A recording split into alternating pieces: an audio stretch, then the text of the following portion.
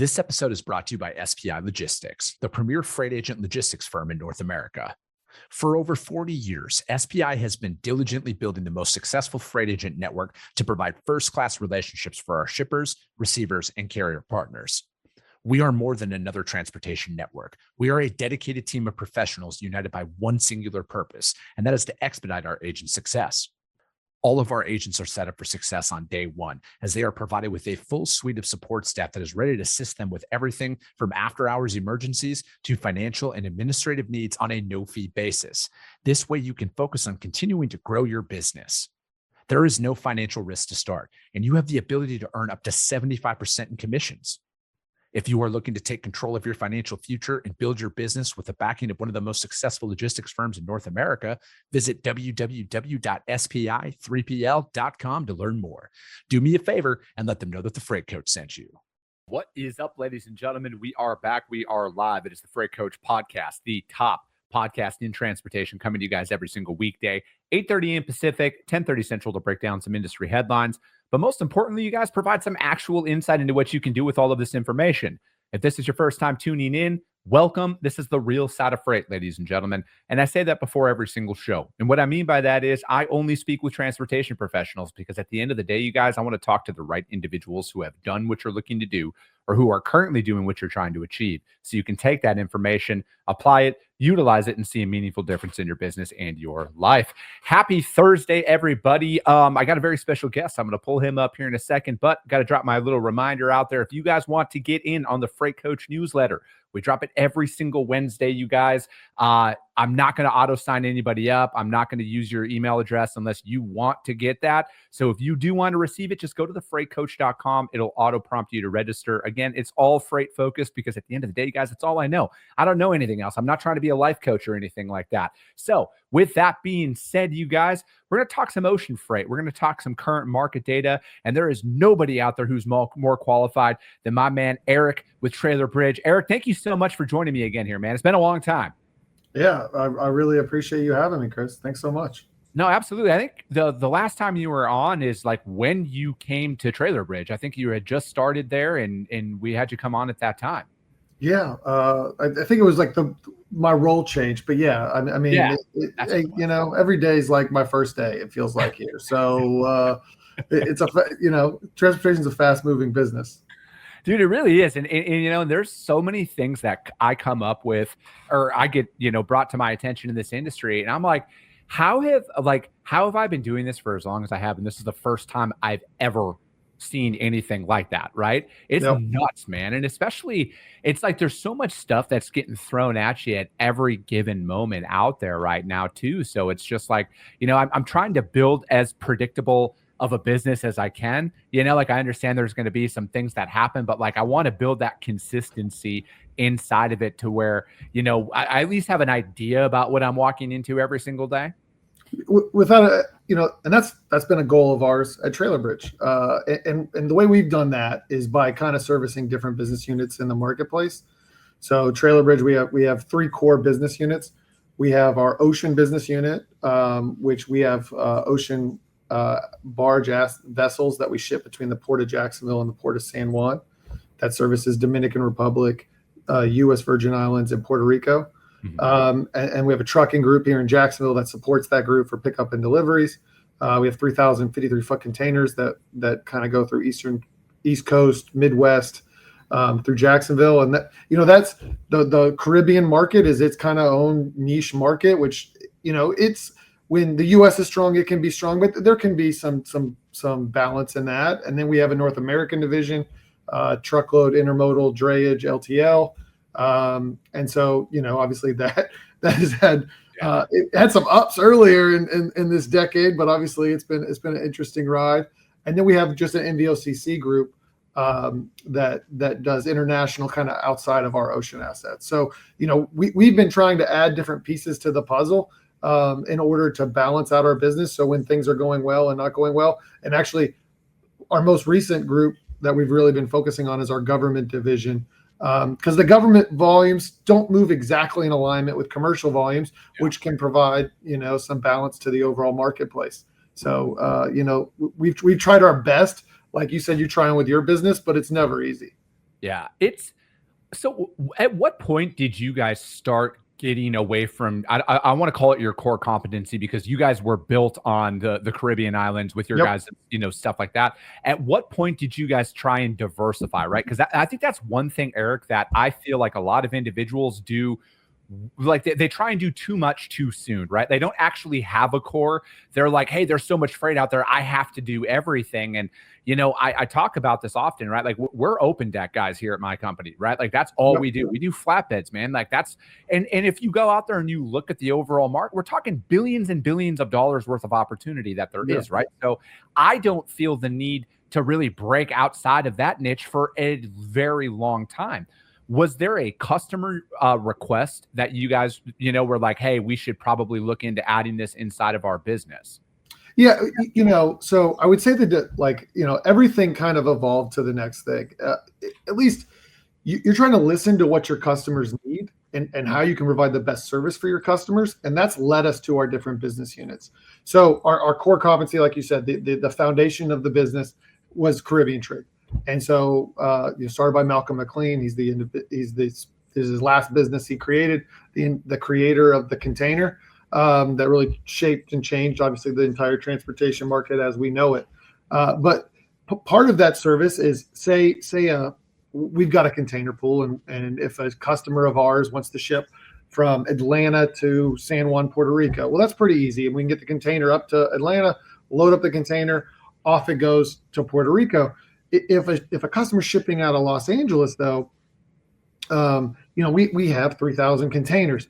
Well, we try to keep those where we have enough density. If I spread out my 3,000 containers all over the U.S. to service that, then I just don't have any density. If customer needs 5, 6, 7 containers dropped, I lose that capability. And so having a domestic piece of that business where I can do transfers, so sending it from LA, one-way transportation, could be truckload, could be intermodal to Jacksonville, and loading it in there and then getting it to final destination. Well, that became a service that was part of my Caribbean business. So we started developing a network of carriers and partners that we could service that, and that gave us a heads up against our competition in the Caribbean, because if we could provide that domestic, when you're shipping via ocean, the domestic part of it, it's a lot more expensive to ship on the road than it is on the ocean. Yeah. So if I can provide solutions that can beat my competition on that domestic piece, then that can help. And a lot of those customers that ship to Puerto Rico are large Fortune 500 customers that you work with. And so the domestic piece made us better at the Caribbean. And then those same customers asked, hey, do you have capacity here? Do you have capacity there?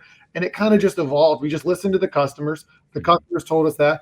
And then, when we think about our NVOCC business, which is our international business outside of our assets, a lot of our customers were purchasers in the Caribbean of Latin American transportation. And so they're purchasing transportation for Puerto Rico and Dominican Republic, but also Central and South America. And, they're like, oh man, we'd love to use Trailer Bridge. We've developed a relationship. We've developed great service. We'd love to use you for other lanes. And so, we're like, well, we need to go out and get a service offering that we can compete with anyone in the world. And so we've been, we'd like to be one of the, we want to be one of the best transportation companies in the world. Like that's what we want to do. We'd like to be one of the biggest too. Now, we want to be the best more than we want to be the biggest. Yeah. But to do some of that, we have to have more services. So we've tried to go into service areas that kind of overlap with what we already provide.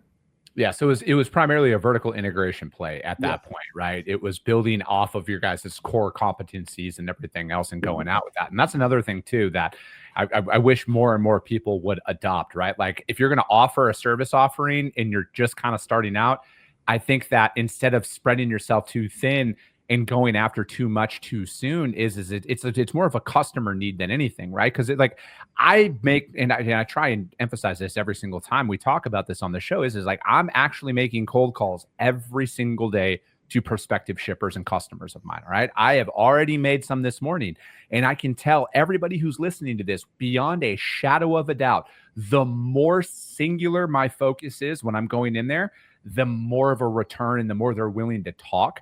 to me in the beginning stages of it, right? Because it's like, that's the hardest thing. How do you catch somebody's attention in 15 seconds?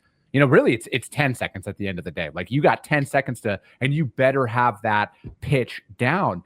And I just feel like the more singular focus you can be to begin with, the better off you can be, and then plant your roots and watch them spread out inside of their multiple opportunities that there might be. Otherwise, I feel like you're just going to be, spinning around. And then especially if you're talking about like a team development, a training and development plan, do you really want people doing 18 different things at the exact same time early on? I personally think it's extremely counterproductive at that point. I'd rather have my people doing the same stuff day in and day out, especially while we're getting our business off the ground. Yeah, no, I think like aim small, miss small. Like you really need to be an expert, and no one. I mean, maybe if you've done this business 40 years and you've seen everything, and those are the few select individuals that are like legends in what we do. But if you're going to try to make traction in the next 3 months, 6 months to 12 months, like having a field that you are an expert in. Obviously, like, if you've been in transportation for 4 or 5 years, I would consider you an expert in transportation. But becoming an expert in a industry type or a customer type or a product type, that can have such an impact. Because not only can you talk to the customer about what's happening from a capacity, supply and demand in that section, but everyone in transportation can do some of that, right?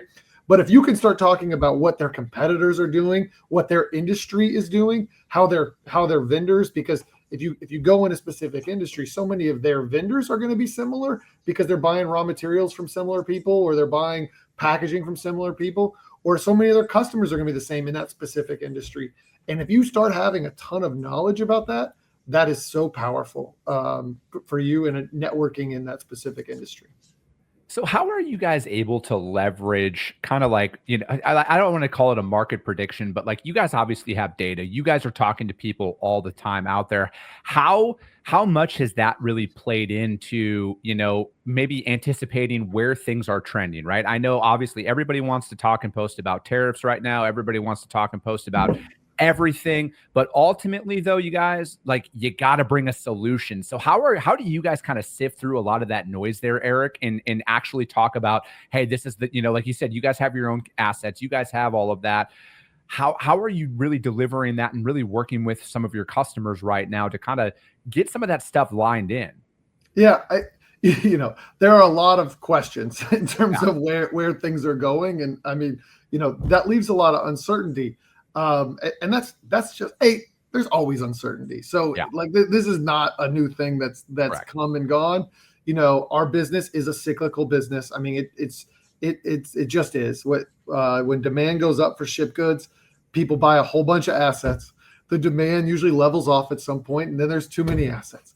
Well, then those assets disappear. The demand eventually goes up, and we've seen the most the largest peak of that here in the last few years. But in terms of, I think we're in a nice position in terms of the size of our organization. So, we're not a $2 billion plus, and we're also, we've got enough capabilities and services and assets that we can do a variety of things. So we try to be as best we can as a startup. So we try to be able to switch and move. And we've seen that in our business. So we've seen our Dominican Republic business has been the largest piece of increase in our business. There's been a lot of outbound. And so we've adjusted our capacity to handle that. Now that may change, like to the point you're talking about tariffs, and that actually may increase volume there if you were going to give a guess in terms of what happened, because that has seen a lot of shipping increase since even COVID. As companies were making supply chain decisions, the Caribbean has been a somewhat attractive marketplace. It's a pretty quick transit to the U.S. From a tariff standpoint, it obviously Puerto Rico, is part of America, and then we've got a Dominican Republic and some of those other island nations have great relationship with the United States of America. So, I would just say, we're taking current information and we're making decisions about where we place assets, where we focus customer positioning. We had a lot of demand in our reefer. For a long time, we didn't have any reefers in our network, and we were just van. And we had some customers that didn't have a ton of reefer demand, but they're like, man, we have to use your competitors because we just need to be able to service both those things. And so we're like, well, that's we're not helping our customers. And so we've seen that demand increase. And I don't think 5 years ago we would have thought that would have been an area that we went to. And that's been a focus and will be a focus. So, and that goes for all of our business units. You gotta take the data, you gotta look at it, you gotta make decisions based on that, but you gotta be ready to pivot too. If you get so fixated on what 6 months ago was happening and keep doing that, then I don't think it'll work in this business. I mean, talking about fixation, you're seeing a lot of, like I said, again, I'm not going to beat the tariff drum all the show, but there's a lot of that on ocean freight right now. What is it going to do? And then same with imports, from Canada and Mexico and everything. What is it going to do? How is it going to affect the freight market and everything else that's going on out there? And, I'm one of those, individuals where I'm like, it's your job to find a solution no matter what, right? Like that. And at the end of the day, we can't control what happens in DC. You really can't at all. No matter what you want to sit here on social media and bang that drum on, you can't do it. So do you think that the ocean market right now is pretty much in flux? Like we don't know, we're yet to see, or are you seeing a stabilization out there? So, I was just talking to someone on my MVOCC team and we have seen, like, if you're looking trans-Pacific, pricing, we've seen that come down quite a bit in the last 5 months. So, I think maybe there was an increase towards the end of last year in terms of just trying to get stuff shipped in case there was a change in administration. But pricing, I mean, it was as high as 10 or 11 a container coming to the East Coast, and maybe it's down to 4,000 right now. Maybe even a little bit less than that going to the East Coast. So we've seen prices come down on that end. But I say that, and exactly, where these tariffs are going to go and what's going to happen, and is there going to be additional reciprocal tariffs? What are the other, this is all like game theory. If you've taken any like MBA class or any of that, I'm sure there's plenty of stuff like that online. It's to your point, it's just really hard to predict. And, in some sense, it's like an exciting time in transportation because there may be a lot of transportation lane changes in everyone's business because they all impact each other. Yeah. If the global trade lanes are changing, then the domestic trade lanes are going to change in balance of that. And so if you're someone that's, like you said, Chris, you made sales calls today. If you're focusing on that, you're going to find opportunity because this is going to lead to supply chain changes. Like that's the one certainty we have. What is the impact? How broad spread? What, is it open deck? Is it refrigerated? Is it van? But you have to be ready. And it's an exciting time if you're trying to be a growing business. If you've been just trying to hold on to the same customers that you've had for a long time, I'd be really scared right now. Yeah. Oh, dude, I am right there with you, Eric. I personally feel, and I honestly feel like any disruption that happens in the market, and especially one that benefits domestic truckload, right? Because say everything comes in, and then naturally, again, like I think a lot of the opposition to a lot of this talk out there, I don't understand why more manufacturing in the U.S., more jobs in the U.S., more freight in the U.S. is a bad thing by any means. No. But like at the end of the day, everybody can have their opinion on it, but that positively affects domestic truckload eventually, right? It might not be today or anything like that, but if we're out there looking and there's more commitments from some of these businesses that are headquartered in foreign countries to come and build manufacturing here in the United States to circumvent any tariffs, because that's kind of the whole talking point of a lot of it there. What is that going to ultimately lead? There will be an increase in domestic truckload at that point, LTL. It's going to eventually come to our shores and improve our market, right? And you're right. If you're sitting there playing defense, in my opinion, right now and just holding on, I think you're in a really rough spot. Because it's only a matter of time before the inevitability of this industry happens, all right? And something happens. And I truly feel like tolerance for service failures will be at a literal all-time low from the domestic side because it has been so easy to cover freight for a very long time. And everybody has short memories. I don't care if you've been doing this job for 15, 20, 25 years. You have a short memory and you're only basing it off of what has recently happened. Yeah.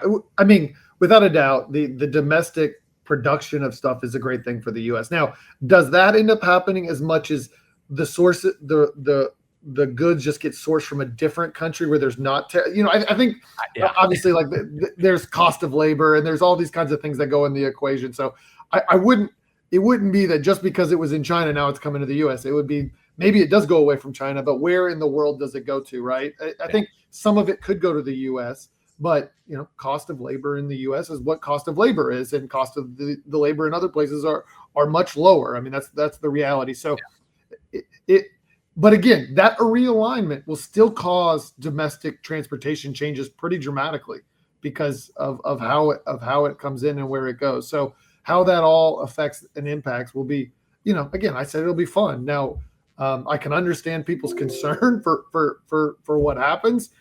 I'm a believer in kind of what the American ingenuity will do and how it's going to play out.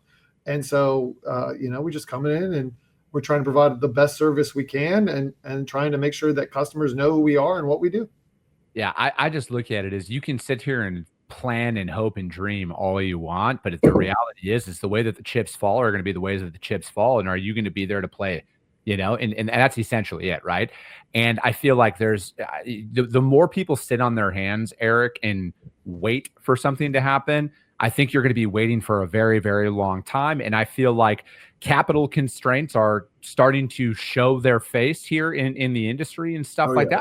Not just trucking, right? Like I'm talking business as a whole right now. Like if you just look at consumer debt and everything else, like that's rising and everything else. So access to capital is going to be a very real thing coming up if there aren't any, shifts out there. So like, is that something where, you guys have had that conversation? Are people concerned? Like, hey, how much longer are you guys going to be around? Because it's a very real thing. You're seeing headline after headline after headline about businesses closing shop.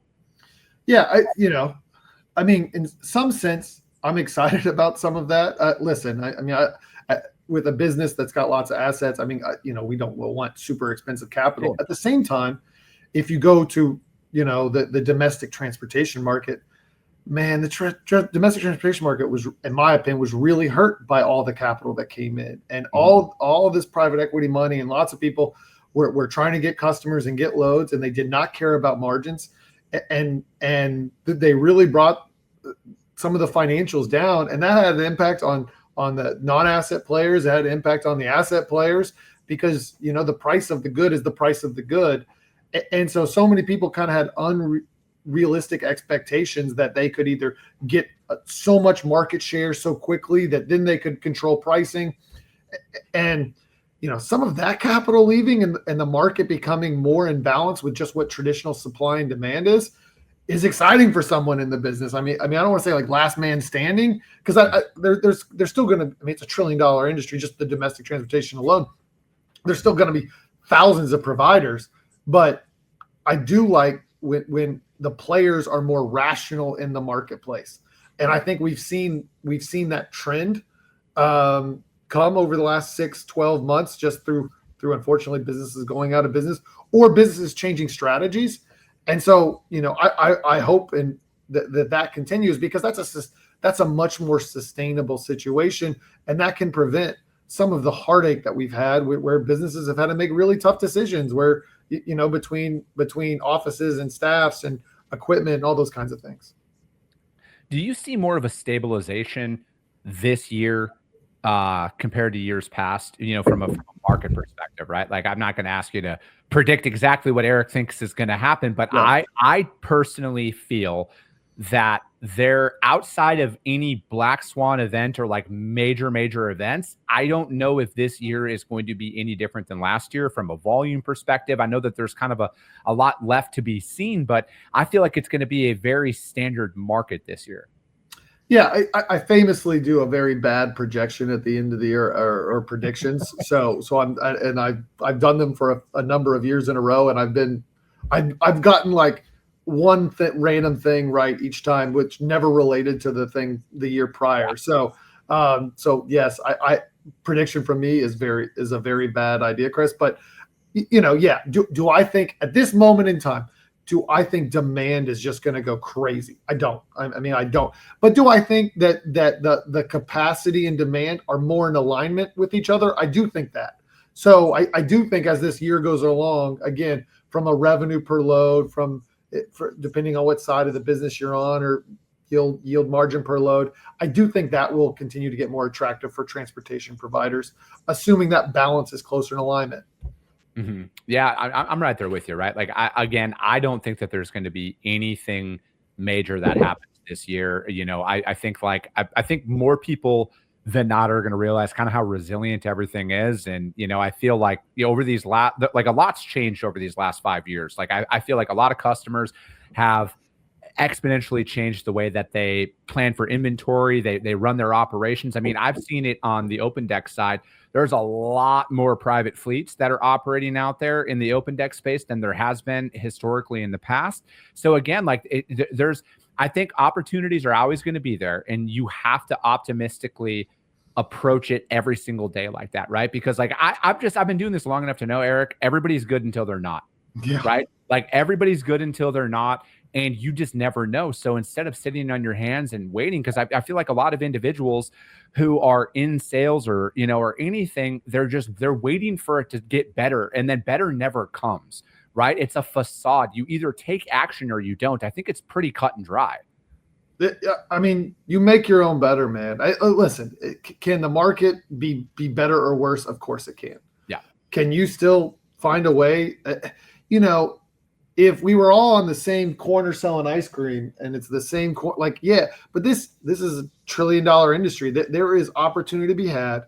And you made the comment, fortunately or unfortunately, you can do great job for 51 weeks a year, and you do such a bad job 1 week of the year, you can lose that opportunity. So you have to be better than the next day, every single day. But, we still grew 7% last year in volume, which isn't a ton of percentage, but I know that from a market standpoint, that was pretty good. Our January, February started off slower than what it did in 24, but we have but our revenue per load and those kinds of numbers are a little more exciting. So, we're trying to take the positive trends. We had our busiest day actually on Monday that we've had in probably 5 or 6 months. So, hey man, maybe March is the break-off point. It's great. I think that, at least for me at this point, I like to look at it as it's kind of like the kickoff to the actual freight year is around March, mid-March, late March. And, I think that it's going to be a very telling sign at the end of the day on where things are. But like, ultimately, I'm never going to sit back and think like I don't control my own destiny, because I truly feel like I do. Because if you pay attention to any headlines out there or a lot of talking heads, nobody's doing anything. Nobody's adding customers. People are a lot more reciprocal than you think out there from a business development standpoint. Just the old method, that the one thing that I've seen change the most from a business development perspective, Eric, at least on the domestic US side of things is there's no more of you get a couple of phone calls with them and then they give you an opportunity right away. Yeah. Like, it is a drawn out process, and you have to bring it every single time. You have to be prepared for every single call. Just this, hey, we can do everything, we're the best at everything. That methodology that people leveraged for a very long time, that's not going to cut it anymore. It's really not with the amount of technology and data and everything that is out there. You have to bring some substance, and you have to come in quick, efficient, and then follow up. Yeah, I agree. I mean, we do our sales kickoff meeting every year, and we do it like at the end of February for the purpose of what you said. Like getting everyone super excited like the second week of January, I mean, isn't a bad thing, but it does take a little bit before our marketplace kind of gets going. And so, we want our sales teams, which I view pretty much everyone on our team part of sales. I mean, if you're talking to one of our drivers, you're talking to a carrier partner, you're talking to a customer, you're talking to just a shipper or receiver. I mean, you have a chance to make an impact. And so, yeah, so I mean, like, it gets a little bit warmer outside. I mean, you're in Phoenix and I'm in Florida, so it's already pretty warm, but we're still excited about it. No, I'm right there with you, man. And I just think like everybody's got an opportunity right now more than ever to really go out there and build something special. I think that, a lot of the data that I see that's out there, there's a lot of growth opportunities in the small to mid-sized provider market, whether you're a smaller broker, transportation provider, trucking company, whatever. They've grown over the last couple of years compared to some of the top 50s that are out there. I mean, again, if you don't believe me, you guys just go to Transport Topics, look at the top 100, and you will see there has been a pretty decent shift. And that's a very telling sign out there, where just because somebody's worked with somebody for a long time doesn't mean they're always going to be happy with them. And again, as my motto is I'm going to follow up until I die or they die. And I want to be their first thought when their current network drops the ball. I want them to think of me. And I feel like that's how a lot of people need to attack this year out there, man. But Eric, I appreciate your time, man. We like to keep these shows at 30 minutes because, you know, everybody's got a day job who listens to this. And we like to bring it in, bring action pack. But how does anybody reach out to you guys to find out more? If you guys are hiring, put all that out there, man, so people can touch base. Yeah, we again, thank you for having us. I think 30 minutes of me is probably too much already. So yeah, we definitely don't need to go any longer. You know, I would say we have trailerbridge.com or also LinkedIn. We our marketing team, shout out to Whitney and the whole team that does a phenomenal job. So there's some kind of update in terms of either we have a new win from an award standpoint, a new partner that we've gone into business with, or job opportunities. So please go there, check it out. And yeah, thanks again. Thanks so much. Absolutely, Eric. Thank you so much for joining me. That's going to be it for today, you guys. We got guests coming on tomorrow. And yeah, we're going to come back 8:30 a.m. Pacific, 10:30 Central. As always, if you guys got value in what you heard, subscribe to the show, you guys. Share it out there to your network, because if you saw value, your network's going to see value as well. I appreciate you guys. I love you guys, and we'll be talking to you soon.